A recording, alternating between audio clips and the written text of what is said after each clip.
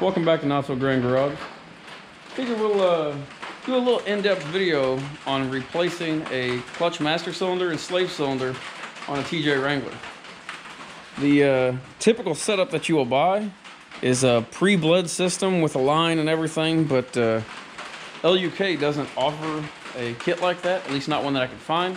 So I just went on and picked up a master and slave separate and figured I'd show you the process of bleeding this typically sealed system. So let's get to it.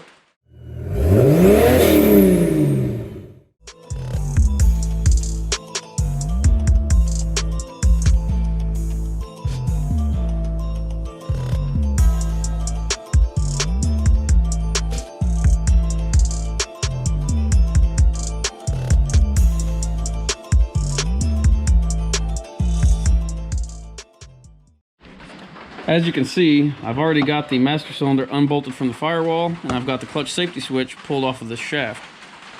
The clutch safety switch is just held on by this little plastic clip. You release these tabs here, slide it back and off, and then you can slide this off of this shaft here, and it's free. So this clip right here that connects to the clutch pedal is one-time use. So when you pop it off, it will break these tabs typically, but the new setup comes with a new push rod, so that's not a problem. As you can see in this, we've got a little bag of goodies here, a little rubber seal like it's on this one, and this little plastic piece goes on that rod like so as well. So I'm going to go on and assemble the new master cylinder just like this one.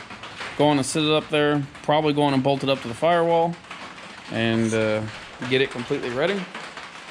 Then I will go down underneath the Jeep, hook up the slave cylinder, fill the system up, and get it ready to bleed.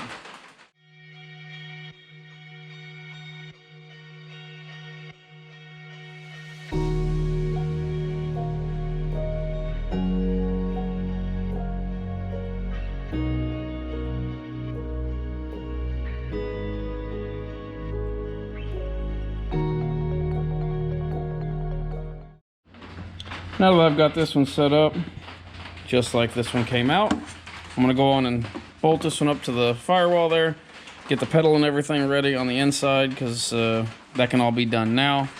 And I'll clean out this factory tube. And there's a little seal and a little roll pin that will seal that tube inside the fitting on the new master cylinder. So I'll get this bolted back up, which is pretty straightforward and self-explanatory. I'll show you under the dash once I get it bolted up and show you how it goes. It's kind of tight up in here, but you should be able to see the two nuts that hold the master cylinder to the firewall. That whole assembly just slides right through. The safety switch and everything will clear the firewall, no problem. Not sure if you can see that or not. And the little plastic retainer on the end here just snaps on to the pedal, which let's see if I can rotate that around a little bit better. Get that out of the way. And get it lined up and snap it on. That is it. As you can see, it's all bolted up out here. Now, I just have to pull this little cotter pin out, tap out the small roll pin that's in there, and this fitting will slide out from the bottom of the master cylinder.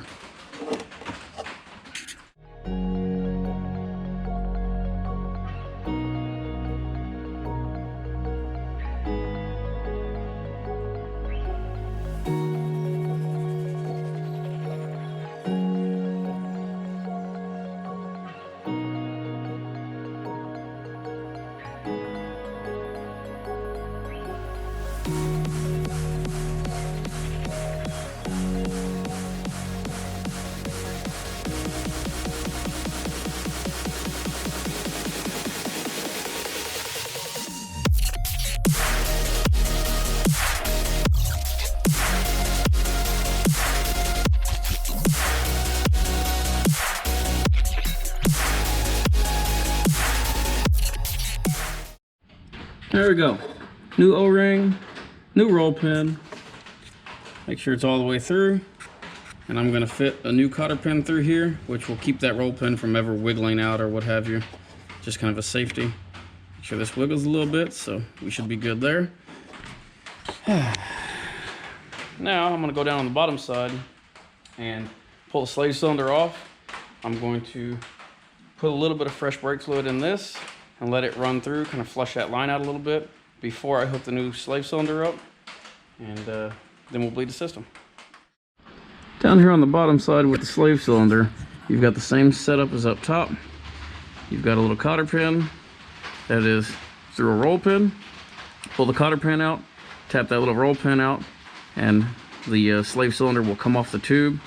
There'll be a little rubber seal either on the tube or still on the inside the slave cylinder, which you'll be replacing. But I'll be letting some fresh fluid drip down from the master cylinder, flush this tube out before putting the new one on. But I'm gonna go on and pull this off, and yeah.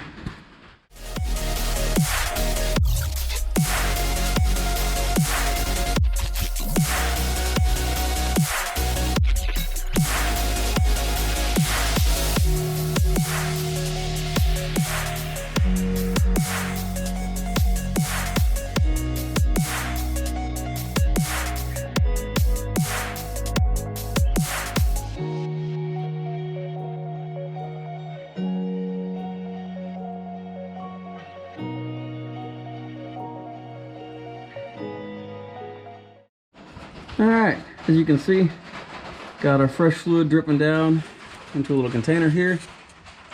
And it doesn't take much to fill this system up, so I don't mind it running out, but that'll clean that line out and somewhat pre-bleed the master cylinder. So I'm going to go on and put the new O-ring on there, snap the slave cylinder on, and tap in that roll pin, and it should be good to start bleeding the system. Okay, new slave cylinder is in place. I'm going to go on and remove the plastic retainer from the end of the slave cylinder. It's just held on with these two little clips here.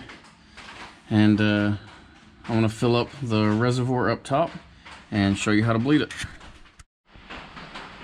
Fill the reservoir up top.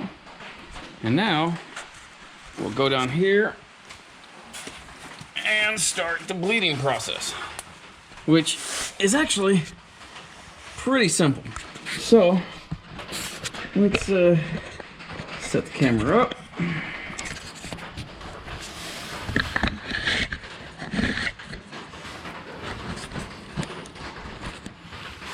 Now all we're gonna do is release the retainer here, let it fully extend out, and then manually press it all the way in, let it come back out,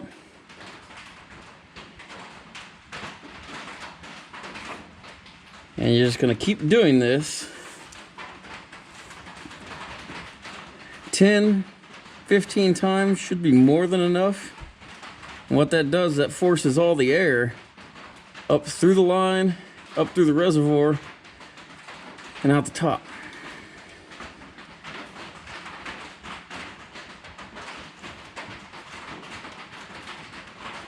After a few times, you may want to go up top, check and make sure that the reservoir is still full. As you can see, it sucked the reservoir completely dry. So fill it back up and keep going. Okay, we're all buttoned up. The fluid is down to this line where it should be. If you're a little overfull, it's not going to matter, because when you push this bladder back down in the top to put the cap on, it's going to push that excess fluid out anyways and drop it down to this level. Because mine was a little overfull, so be sure to have a rag handy underneath this to keep brake fluid off your painted surfaces and everything else. But yeah, so now you can flip that down in there like so. And put our cap on. And now we'll go on the inside, fire it up, and see how the clutch pedal feels.